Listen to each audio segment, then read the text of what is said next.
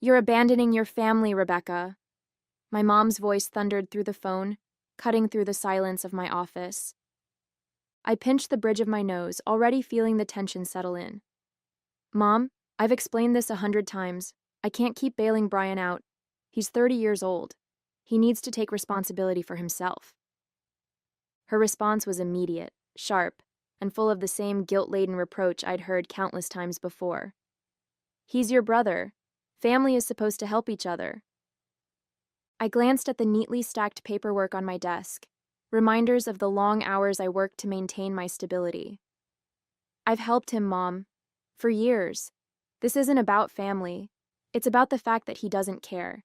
He spent all his savings, and now he expects me to clean up the mess. Again. My name is Rebecca, and for as long as I can remember, I've been the responsible one in the family. After my dad passed away when I was 10, I grew up fast, taking on more than most kids my age ever had to. Meanwhile, my brother Brian always had a knack for sliding by. Now at 30, he worked part-time at a convenience store and still managed to blow through his savings on expensive gadgets, nights out, and vacations he couldn't afford.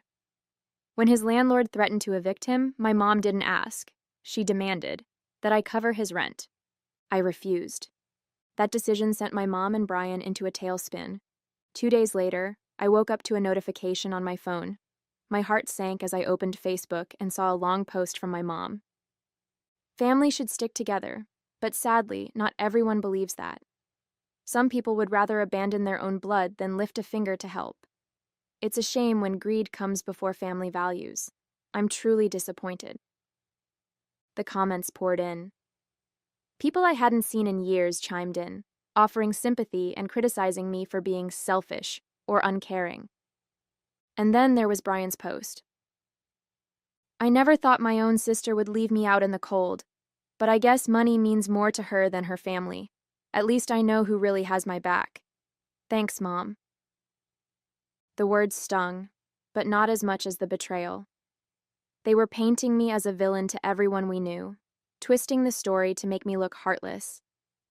I put my phone down and stared out the window, anger bubbling under the surface. I had sacrificed so much for them over the years, and this was how they repaid me? Publicly shaming me for setting boundaries? But as the anger settled into something sharper, I made a decision. If they wanted to turn this into a public spectacle, I was ready to fight back. After seeing those Facebook posts, I couldn't shake the anger coursing through me. I had tried so hard to be the dependable one, to take care of things for the family after my dad passed. But this was too much. I sat down at my kitchen table, my laptop open in front of me, replaying the past few years in my head. How many times had I stepped in to help Brian? Too many to count. When he lost his job 2 years ago because he stopped showing up, I covered his bills until he found another one. When his car broke down, I gave him the money to fix it, only to find out later he'd used it to buy concert tickets instead. And when he borrowed money to get back on his feet, it went straight to designer sneakers and online shopping. The worst part wasn't even Brian's irresponsibility. It was my mom's unwavering defense of him. "Boys are different," she'd say whenever I brought it up. "He just needs time to figure things out." That time had turned into years of excuses, and now, with those Facebook posts, she'd gone from making excuses to outright vilifying me. I opened my email, intending to respond to a work inquiry, but I couldn't focus. The knot in my stomach wouldn't let me move on. Enough was enough. Later that evening, I called a lawyer. I explained the situation, my voice shaking with frustration as I detailed the posts and the damage they had done to my reputation. "I can't just let them get away with this," I said, my anger barely contained. The lawyer listened patiently before responding. "Defamation cases can be tricky, but if their posts have caused you real harm, whether professionally or emotionally, you have grounds to act. Let's get started by gathering evidence." I hung up the phone, feeling a mixture of anger and relief. Finally, someone was on my side, but as I gathered screenshots of the posts, an idea struck me. My dad had left an inheritance for both Brian and me, one that was supposed to be protected until we turned 25. I hadn't thought about it in years, assuming my portion was safely sitting in an account. Curiosity got the better of me. I called the lawyer back the next day. While we're at it, can you look into my inheritance? I just want to make sure everything's in order. Of course, the lawyer replied. I didn't know it yet, but that request was about to unravel a much bigger betrayal than a few Facebook posts. A week after I had called the lawyer, I received an email that sent a chill down my spine. The subject line read, "Inheritance Investigation Findings." I clicked on it and read through the summary carefully. My lawyer had discovered that, for the past 5 years, Brian had been withdrawing money from what should have been my portion of the inheritance. The account had been managed by my mom until I turned 25, but it seemed that Brian had somehow gained access to it after that and had been dipping into it regularly. My hands trembled as I scrolled through the document. Thousands of dollars, gone. Money I'd never even known I had, used for who knows what. When I called my lawyer to get more details, his voice was calm but firm. It appears that your brother accessed the account without your permission. It's a clear case of theft. He's taken a significant portion of what was rightfully yours. I leaned back in my chair, trying to process what he was saying. How could this happen? My mom was in charge of the account for years. She never said anything about Brian having access. It's possible she didn't know, the lawyer said. But it's also possible she trusted him to manage it responsibly. Either way, it's a serious breach. The implications were staggering. Not only had Brian been stealing from me, but my mom, whether knowingly or unknowingly, had let it happen. That night, I sat at my kitchen table, staring at the financial records my lawyer had sent me. Each transaction felt like a slap in the face. Concert tickets, electronics, vacations, things I had struggled to afford for myself while Brian had been using my money to fund his lifestyle. The Facebook post suddenly felt like the least of my problems. This wasn't just about public humiliation anymore. This was a betrayal that went to the very core of my family. I debated calling my mom right then and there, demanding answers. But I stopped myself. Confronting her without a plan would only lead to more deflection and guilt-tripping. Instead, I emailed my lawyer. "What's the next step?" I asked. By the time I went to bed, I had made up my mind. I wasn't going to let this go. For years, I had been the one who sacrificed, the one who kept the peace while Brian got away with everything. Not anymore. As I turned off the light, one thought kept running through my mind. They're about to find out exactly who they're dealing with. The next day, I met with my lawyer in his office to discuss the next steps. The small room felt suffocating as I laid out every piece of information he had uncovered. "This isn't just about the inheritance," I said firmly. "Brian and my mom have crossed a line. Those Facebook posts were bad enough, but now I find out he's been stealing from me for years. I want to take action. Serious action." My lawyer nodded, his expression calm and professional.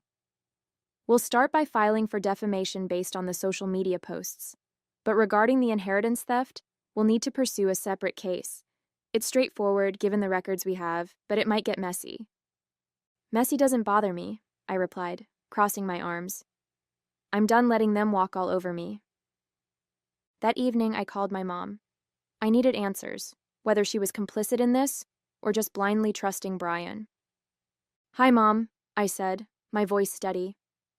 "Rebecca," she answered quickly, her tone still carrying the usual edge of annoyance. "Are you calling to apologize? Brian is—" "Save it," I interrupted, cutting her off mid-sentence. "I have some questions about Dad's inheritance, specifically about why Brian has been accessing my portion." There was a long pause on her end. "What are you talking about?" she finally asked, her voice tinged with confusion. Or was it guilt? "I had a lawyer look into it," I said. "For the past 5 years, Brian's been withdrawing money from my share. Thousands of dollars, Mom. Did you know about this?" Her hesitation spoke volumes. "Rebecca, it's not what you think," she said finally. "Brian. He needed help. He promised me he'd pay it back." My chest tightened, a mixture of anger and disbelief washing over me. You knew? You knew he was stealing from me and you didn't say anything? I didn't think it was stealing, she said defensively. It's family money. He was in a tough spot, and I trusted him to handle it responsibly. I laughed bitterly. Responsibly? He's been blowing it on vacations and gadgets while I've been working myself to the bone, and you let it happen. Rebecca, please, she pleaded. You don't understand. Brian's been struggling. I thought you'd be okay without it. That's not your call to make, I snapped. I trusted you to protect that money and you handed it over to him like it was nothing. Do you have any idea how betrayed I feel right now? She tried to argue, but I couldn't listen anymore. This conversation is over, I said coldly. You'll be hearing from my lawyer. As I hung up, a wave of clarity washed over me. For years I had let them manipulate me, guilt me into submission. Not anymore. This wasn't just about reclaiming what was mine. It was about finally standing up for myself. The fallout from that phone call was immediate. The next morning, my phone lit up with missed calls and frantic messages from my mom. Her tone in the voicemails shifted between defensive and desperate. Rebecca, you can't do this. Brian didn't mean any harm. Followed by, let's just sit down and talk about this as a family. You don't need to involve lawyers. But I didn't respond. I felt a sense of control. This wasn't just about the money anymore. It was about setting boundaries, about making it clear that I wasn't going to be their doormat any longer. Brian, of course, took a different approach. Later that day, I logged into Facebook to find a new round of posts aimed at me. First, she refuses to help her own brother. Now she's threatening to sue her family over money. Greedy, selfish, and heartless. Some people really show their true colors when it comes to cash. I stared at the post, my jaw tightening. The comments were filled with the same crowd of enablers from before, chiming in with their unsolicited opinions. She sounds awful. Family should come first, no matter what. Brian, you're better off without her. And I took a screenshot and sent it to my lawyer without a second thought. The next day, I met with him again. We're filing both cases, he said. The defamation suit is straightforward. As for the inheritance, we have more than enough evidence to prove theft. But you need to be prepared. This is going to strain your relationship with your mom even further. I leaned forward, my expression hard. It's already strained beyond repair. Let's do it. He nodded. One more thing. If this goes to court, Brian will have to explain where the money went. Are you ready for that? It could get ugly. A part of me hesitated. Did I want to know how deep this betrayal ran? But then I thought about the years I'd spent sacrificing for a family that never appreciated me. I'm ready, I said firmly. That evening, I got another call from my mom. This time I picked up. Rebecca, she said, her voice trembling. I talked to Brian. He told me some things about the money. I didn't know it was this bad. What did he tell you? I asked, my tone sharp. Her silence spoke volumes. I'm sorry, she finally whispered. I didn't realize how much he'd taken. I should have stopped him. Her words felt hollow, but I let her continue. I'm going to talk to him again. We'll figure this out. Just, please don't take this to court. I closed my eyes, taking a deep breath. It's out of my hands now, Mom. You should have thought about this years ago. As I hung up, I felt a mix of anger and relief. She was starting to see the truth, but it was far too late to undo the damage. A week later, my lawyer called with an update that caught me completely off guard. We've been reviewing additional financial records, he began, his tone calm but serious. And it turns out Brian hasn't just been dipping into your inheritance. He's also been misusing some of your mom's accounts. I froze. What do you mean? It seems he's been accessing funds from an account your mom set aside for her retirement, he explained. We found consistent withdrawals that matched the same pattern as the ones he made from your inheritance. For a moment, I couldn't find the words. My mom had been so adamant about defending Brian, so blind to his faults, and now he'd stolen from her too? Does she know? I asked finally. Not yet, he replied. But if we proceed with both cases, this information will come to light. I hung up the phone, my mind racing. As much as I was angry with my mom for enabling Brian, the thought of her losing her retirement savings made my stomach churn. Later that evening, I called her. Mom, I began, my voice steady. I need to tell you something, and it's not going to be easy to hear. What is it? She asked, her tone weary. I explained what the lawyer had uncovered. The silence on her end was deafening. He took my money? She finally whispered, her voice shaking. Yes, Mom, I said, softening my tone. I didn't want to tell you this, but you deserve to know. Brian's been stealing from both of us. Her response was a mix of shock and devastation. I can't believe this, she said, her voice breaking. I trusted him. I trusted him with everything. You shouldn't have, I said gently. I know you love him, but you've been enabling him for years. This is what happens when there are no consequences. She began to cry, and for the first time I felt a pang of sympathy for her. As much as she had hurt me, she was also a victim of Brian's selfishness. What do we do now? She asked through her tears. We let the legal process play out, I said firmly. This isn't just about the money anymore. It's about accountability. The following days were tense. My lawyer filed both cases, and I could feel the weight of the upcoming confrontation pressing down on me. I knew it wouldn't be easy, but I also knew it was necessary. For years, I had allowed my mom and Brian to take advantage of my kindness. But this time, I was standing my ground. It was time for them to face the consequences of their actions, no matter how much it hurt. The first court date arrived sooner than I expected. Sitting in the courtroom, I felt a mixture of anticipation and dread. On one side, I wanted justice for what Brian had done, for the years of entitlement, for the theft, for the way he had painted me as the villain. But on the other side, I knew this process would be painful, dragging our family's darkest secrets into the light. When Brian entered the courtroom with my mom, his smug expression made my blood boil. He had the audacity to look bored, like this was just another inconvenience in his life. My mom, however, looked completely defeated. She avoided my gaze, her shoulders hunched as though the weight of everything had finally caught up to her. The lawyer presented the evidence methodically. Transaction records, bank statements, and screenshots of the social media posts were laid out in black and white. Each time my lawyer spoke, I could see Brian shifting uncomfortably in his seat. And when it came time for Brian to speak, his tone was predictably deflective. I didn't mean for things to get this far, he said, his voice dripping with faux sincerity. I was struggling, okay? I only took the money because I thought I could pay it back. But Rebecca doesn't understand what it's like to need help. She's always had everything together. My jaw clenched as I listened to his excuses. Struggling didn't explain the vacations, the gadgets, or the nights out. And as much as he tried to play the victim, the evidence told a different story. When the judge asked my mom to testify, she hesitated, glancing at Brian nervously. Finally, she spoke, her voice trembling. I trusted Brian, she admitted.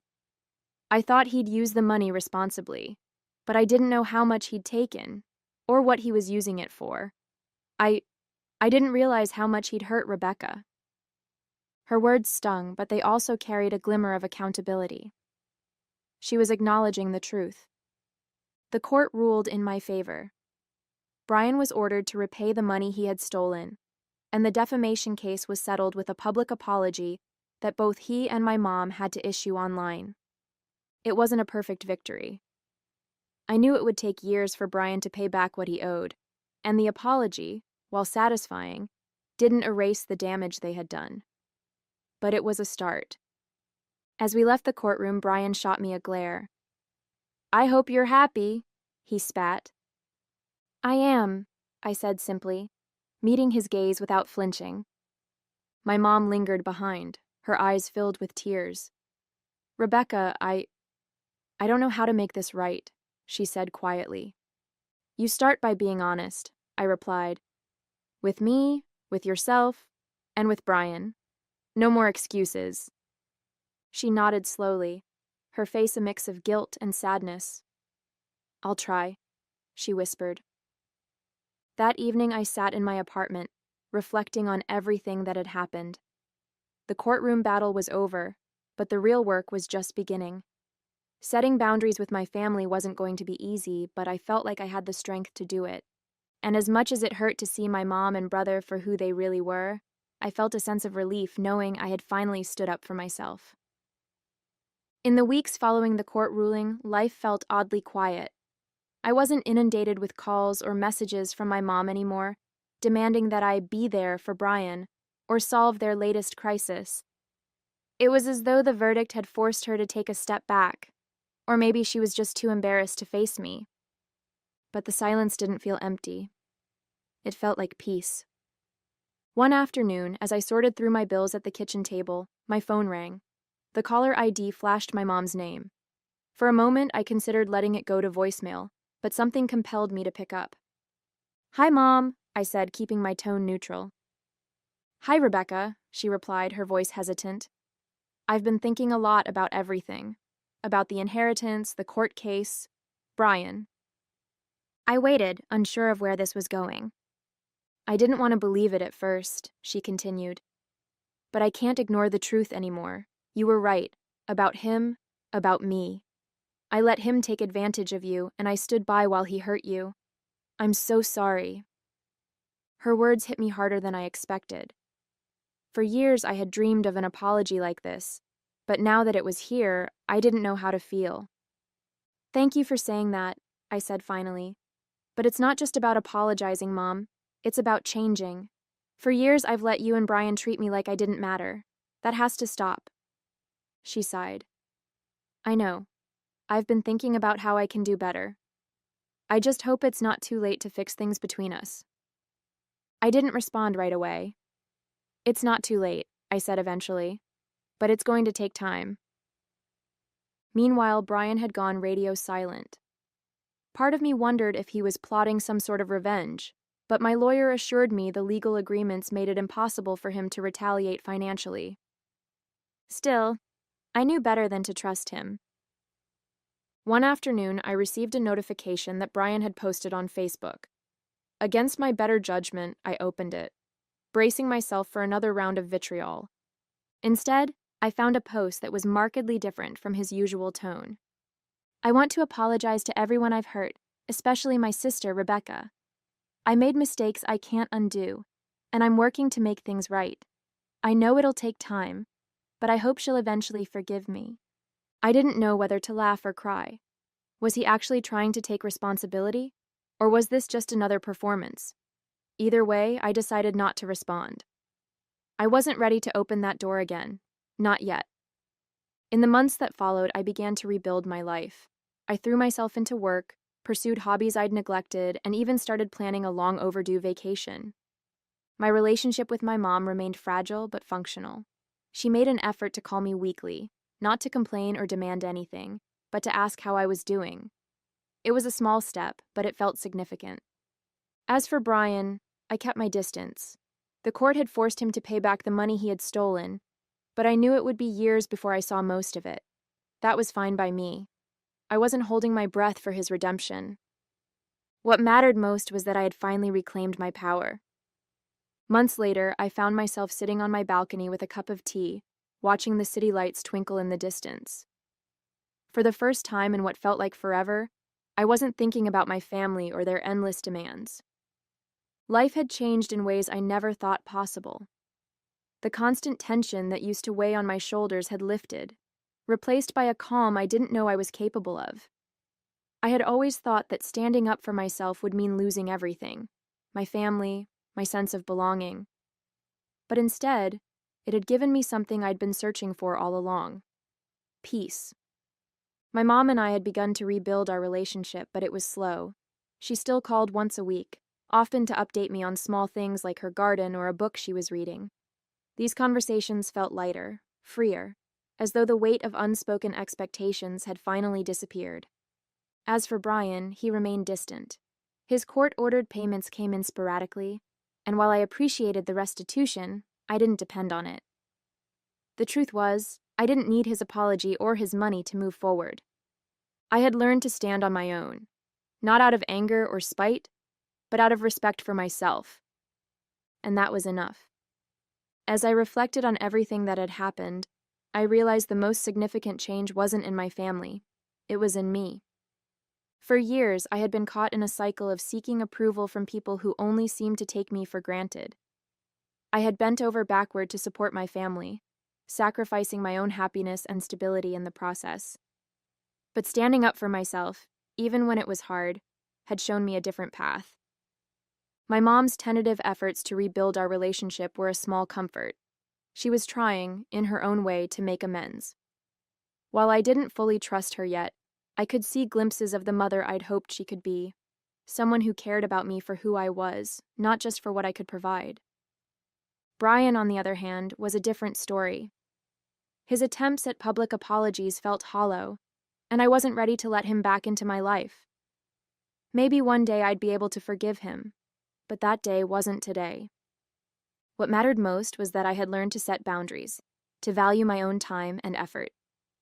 It wasn't easy, and there were moments when I doubted myself, but I knew now that standing up for my worth was always the right choice. As I sipped my tea, I felt a quiet sense of pride. My family might not have changed completely, but I had, and that was enough. The peace I'd found was hard-earned, and I wasn't letting it go.